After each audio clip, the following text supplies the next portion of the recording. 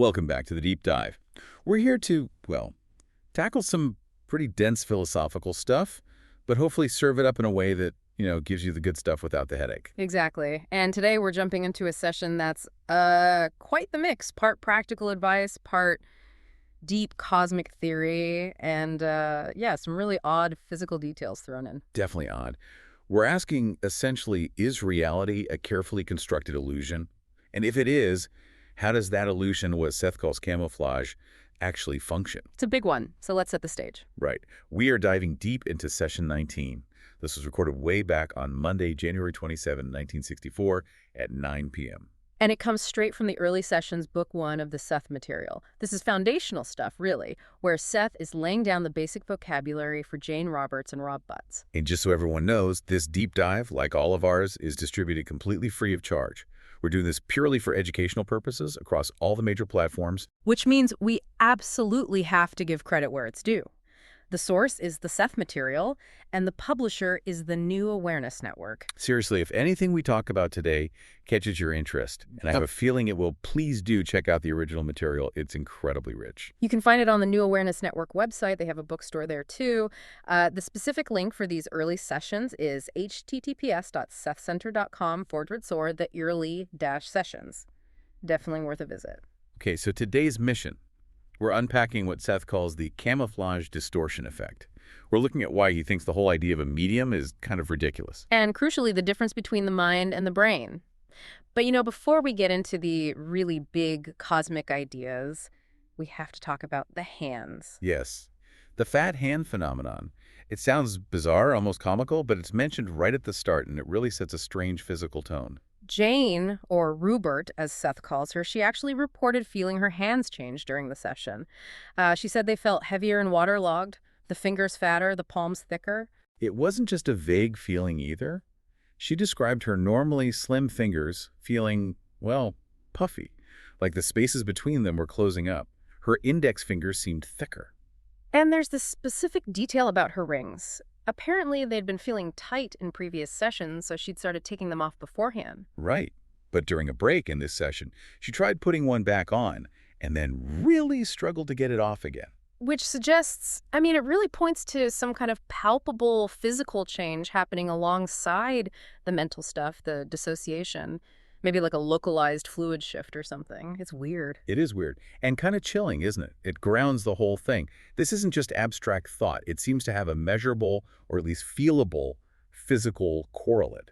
Like the energy itself has weight, density. Yeah, maybe energetic plumbing isn't a bad way to think about it. If the energy transmission can make your fingers feel like sausages, you have to wonder what subtle distortions are happening to the information being transmitted too. That's a really good point.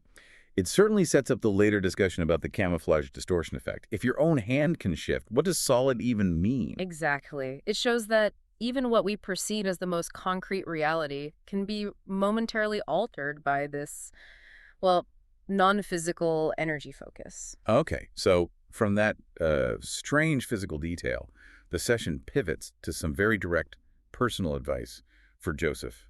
That's Robert Butts. Yeah, Seth gets quite practical here. He tells Joseph, who's apparently still getting the hang of this whole dissociation thing, that he really needs to start trusting Rupert's intuitions more.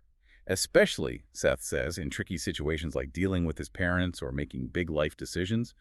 It's not just a suggestion. It feels more like a strong recommendation based on how psychic energy works. Seth even contrasts their approaches. Joseph, he says, tended to go for ideas that seemed practical for the short term only. The quick fix that doesn't really address the underlying issue. Whereas Rupert's intuitions, which might have seemed unpractical on the surface, were actually based on very practical psychological knowledge. They got to the root cause, even if it meant short-term difficulty. And he uses a specific example, doesn't he, about Joseph's last job? Yeah, it's quite pointed. Seth says Ruburt had felt strongly that Joseph should leave that job much earlier than he did. If Joseph had listened then, Seth argues, he would have faced some financial stress, sure, an immediate practical problem. But Seth insists that financial strain would have been temporary, manageable, and likely over by the time of this session. Instead, Joseph resisted that intuition. He stayed put, trying to be practical in the short term. And the result? Seth says he allowed your psychic energies to drop to a very low and dangerous ebb from which you are now just emerging. He literally got sick because of it. That's a powerful statement. Ignoring your gut feeling, your intuition, isn't just about making a bad decision. It can actually deplete your vital energy to the point of physical illness. It directly links psychological resistance to physical consequence. Makes you think twice about pushing through when something feels deeply wrong, doesn't it? It really does. But even while delivering this pretty heavy message, Seth keeps that characteristic edge. There's a bit about Ruburt being annoyed. Oh, right.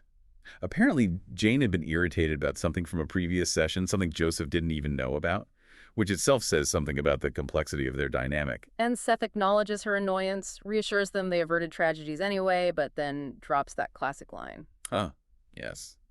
He says, now I hope Rubert will stop yapping like an angry cur and let me continue. You just have to laugh, right? It's so blunt, but then he immediately contextualizes it. Yeah, he connects Rubert's, let's say, efficient self-protective devices, like her sharp intuition and maybe that tendency towards annoyance, directly to her background.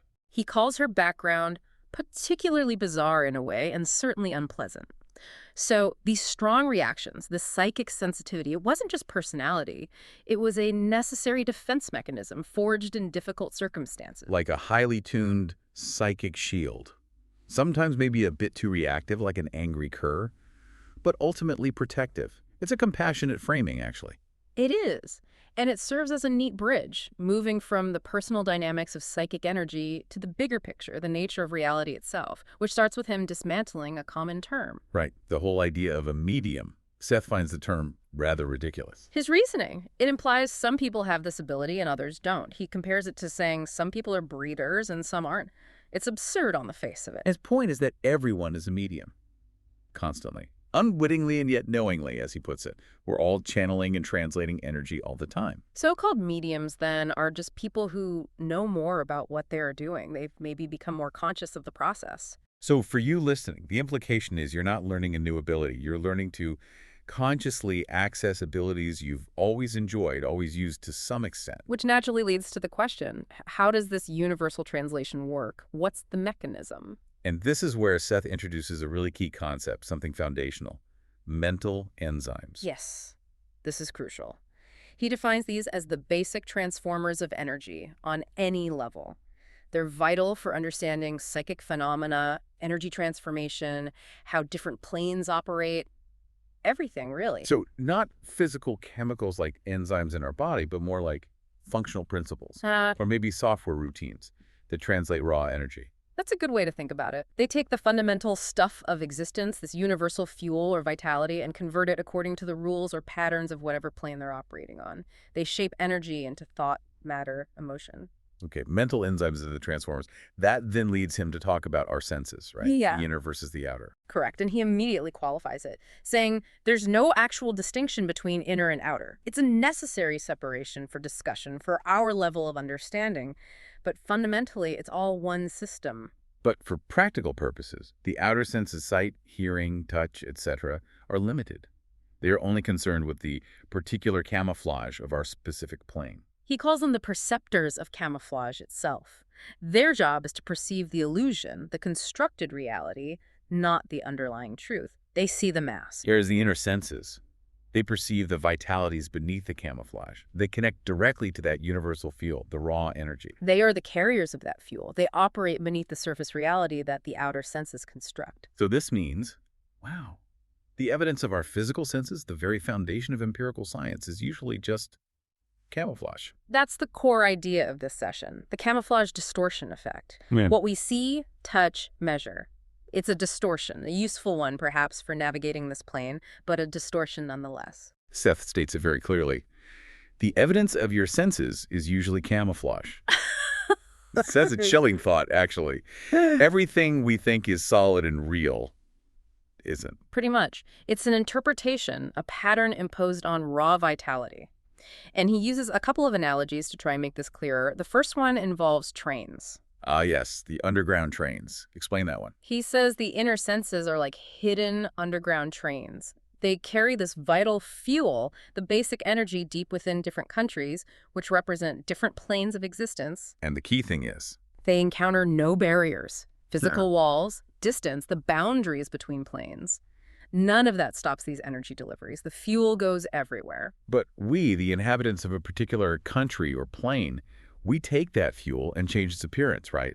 We shape it into our local reality, trees, buildings, bodies, thoughts. Exactly. The fuel is universal, but its manifestation is local, camouflaged according to the rules of the plane. Okay, that helps. What's the second analogy? Even simpler and maybe more profound, air and water.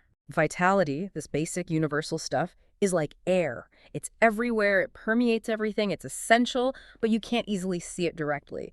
It takes the form of whatever it's composing. It's the invisible medium. And this is where he gets that funny line in to Joseph. Yes. If you will forgive me, my dear Joseph, you are full of air. Then quickly adds, I won't say hot air, just keeping it light amidst the cosmic revelations. A great moment. But the serious point is about our bodies, right? Yes. We are physically made mostly of water, and obviously air is crucial, constantly flowing through us. But when we look in the mirror, we don't see a wet, spongy mess or just, air currents. We see a solid, stable physical form. That form is the camouflage. Our perception system filters the underlying fluid reality and renders it as solid for us to interact with. So the implication for science is immediate and, frankly, quite staggering. If the very elements science studies, atoms, particles, forces, are just patterns within the camouflage. Then trying to find the ultimate basic stuff using tools designed to measure camouflage is futile. Seth says the basic vitality cannot be discovered using the outer senses or instruments derived from them. Because those instruments are part of the camouflage system? They're designed to measure the illusion, not what's behind it. He predicts scientists' tools will eventually hit a wall. They'll become inadequate. Unless they start incorporating their own inner senses, they'll just get stuck analyzing finer and finer details of the camouflage. Finding themselves in a blind alley, as he puts it. And the fundamental rule he lays down is just so critical. You cannot use camouflage to see through camouflage. It's like trying to bite your own teeth. The tool is inherently limited by the system it's part of. Wow. Okay, so if our outer senses and our scientific instruments are stuck in this blind alley, how do we perceive the uncamouflaged reality? Where should we look? Seth gives direct advice here. It's about shifting focus. He says, look for what you do not see. Okay. Explore places that appear empty, for they are full. Look between events. Between events. In the empty spaces. That feels counterintuitive. We're trained to focus on the thing, the action, the data point. Exactly. He's saying the real action, the operation of that raw vitality, is happening in the gaps, the pauses, the silences. Why? Because those empty spaces lack the dense, stabilizing camouflage patterns. So they're voids only to our outer senses. But to the inner senses, or maybe through their effects, that's where the evidence lies. Precisely. Evidence through effects. You don't see the vitality directly, but you see what it does as it interacts with the camouflage. He uses the wind example, right? Perfect example. No one has seen wind. Obvious, yet profound. But we know wind exists. How? By its effects.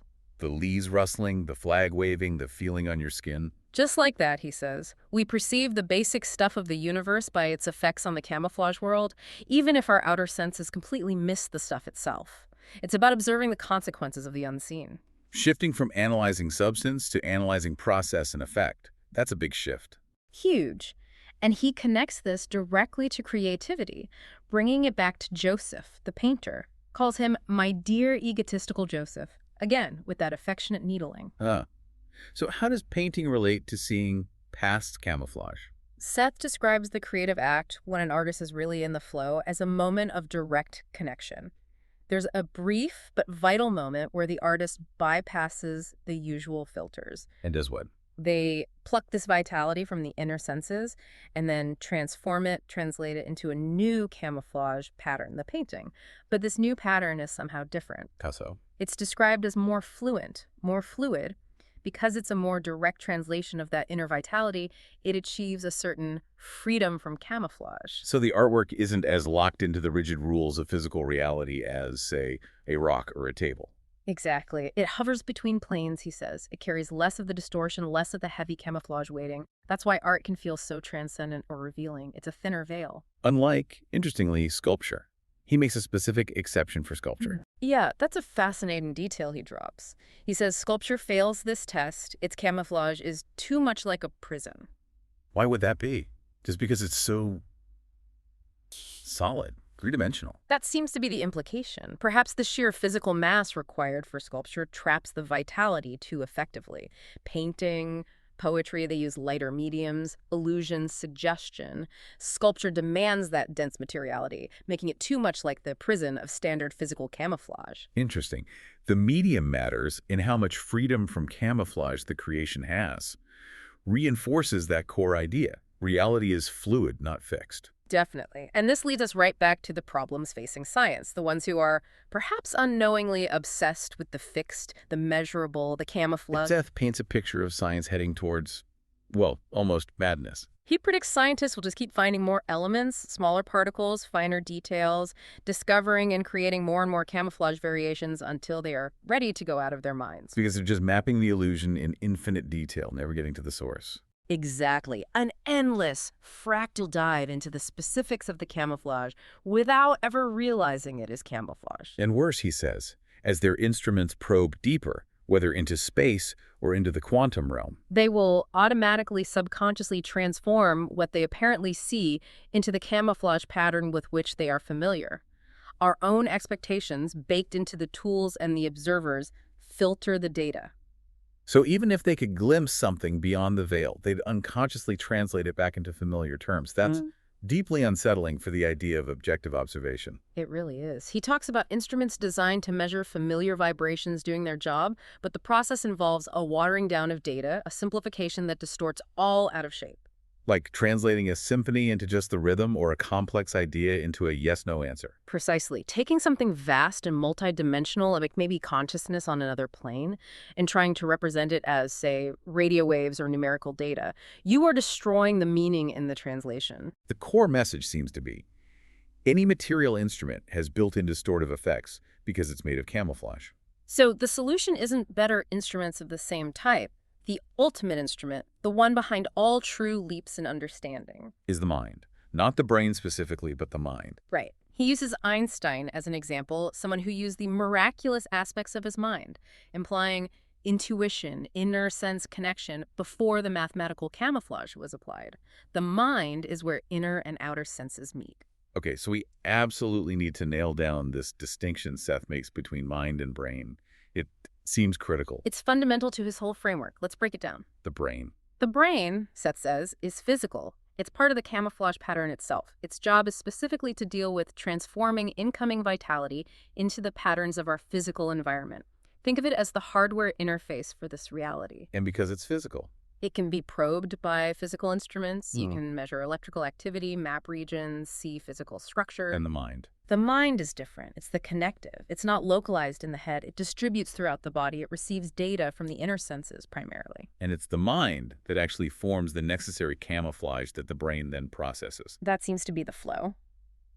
The mind deals with basic principles true across all planes, and crucially, it cannot be found or probed by physical instruments. It's non-physical. So the brain is like the physical terminal for the non-physical mind. Seth says the brain is the mind in camouflage. That's the perfect summary. The brain is how the boundless mind interfaces with and manifests within this specific camouflage reality. How does imagination fit into this? Imagination, Seth states clearly, belongs to the mind, not the brain. Physical tools can stimulate the brain to recall memories, maybe trigger associated images. But they can't force it to create something truly new, an original concept. Exactly. That spark of originality, that genuine creative leap, comes from elsewhere. Seth defines imagination as, essentially, a connective fiber between the physical individual and the non-physical entity. Wow. So imagination isn't just making things up. It's literally our connection line to our greater non-physical self, tapping into the source code. That's the idea. When you have a truly original thought, you're momentarily bypassing the brain's standard processing and pulling directly from the mind, from the entity level. No wonder it can feel so electric. Okay, mind, brain, imagination. What about the subconscious? How does Seth redefine that? He seems to take issue with the standard views of his time. He definitely does. He sees the subconscious as a property of the mind, meaning it's largely independent of the physical brain and the rules of camouflage. So it's not just repressed personal memories like Freud might emphasize. That's part of it, perhaps the surface layers. But Seth dismisses the idea of racial memory, like Jung's collective unconscious, as just a conglomeration of camouflage data. it's still within the historical illusion. So what is the deeper subconscious, according to Seth? It's the undistorted material of the mind, which is uncamouflaged and which operates between planes, knowing no boundaries. The boundaries. Okay. What does that mean, practically? It means that deep layer of mind has access to information unbound by our perceived limitations of time, space, physical laws, even species or different realities, planes. It's the universal library, the raw data stream of all that is. That's an incredible potential resource within us, if we could access it consciously. That's the whole point of developing the inner senses, learning dissociation. It's about consciously tapping into that unbounded resource that usually operates beneath our awareness. Okay, let's bring this back to the physical one last time. We talked about mental enzymes earlier, transformers. How do they connect to, say, our physical or mental state?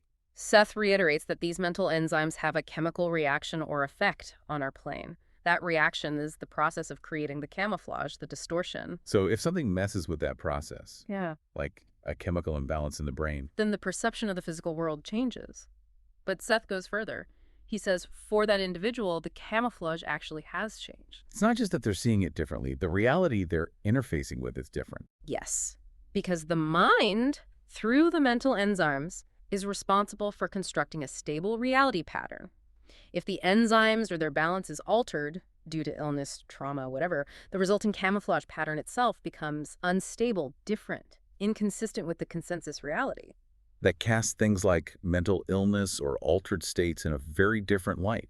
It's not just a broken perceiver, it's potentially an interaction with a different version of the camouflage. That's profound and kind of chillingly sympathetic. It really reframes it, doesn't it? It emphasizes how fundamentally reality is constructed through these subtle inner mechanisms. So after dropping all these reality-shattering concepts, how does Seth wrap up this marathon session? With his typical dry humor, thankfully. He notes the time, says it's about midnight. And delivers the punchline. With this, my dear friends, I leave you for the evening. It is approximately midnight, but this does not mean that I will turn into a pumpkin. You gotta love it. A little Cinderella reference after dissecting the nature of existence. Keeps things grounded in a weird way. And there was a final personal note for Jane too, right? Yes, a reassurance for Ruburt about her own development. When I get to you, it will be crystal clear. A promise of future clarity. Okay, so let's try to synthesize this. What's the big takeaway from session 19? I think the core mission is really about shifting our focus, moving beyond the limitations of the outer senses, realizing they only show us the camouflage, the illusion. And recognizing that our real tools for discovery, for understanding reality, are internal. The inner senses, the imagination, the deeper subconscious, connected to the mind. Science, relying only on external tools, is ultimately limited. The mind is the only instrument capable of perceiving beyond the camouflage it helps create. Which leads us to that final thought to leave everyone with. If Seth is right, if the deepest part of your subconscious, your mind, truly knows no boundaries of time, space, species, or planes, then how much of your current reality, the limitations you perceive, the problems you face, maybe even the solidity of the world around you, how much of that is just a result of you choosing to enforce a boundary that fundamentally isn't actually real? maybe Joseph's sickness, his job troubles, were they just deeply ingrained habits of perception, reinforcing a limited camouflage pattern when the underlying reality was totally fluid? If the mind is unbounded, then our reality isn't really a prison. It's just the current operating system we've loaded, the mask we're most comfortable wearing. Recognizing the mask is the first step. That is definitely something to chew on. A huge thank you for diving into this session with us. It's dense, but so rewarding. Absolutely. And once again, all this incredible insight comes directly from the Seth Material published by the New Awareness Network. We really can't recommend enough exploring the early sessions book 1 for yourself. Get the full context, see how these ideas build. Please do visit the New Awareness Network website and bookstore. Again, that's https://sethcenter.com/the-early sessions. Explore, learn, question. Until next time on The Deep Dive, remember Seth's advice. Look for what you don't see. Explore the empty spaces. Look between the events. Thanks for joining us.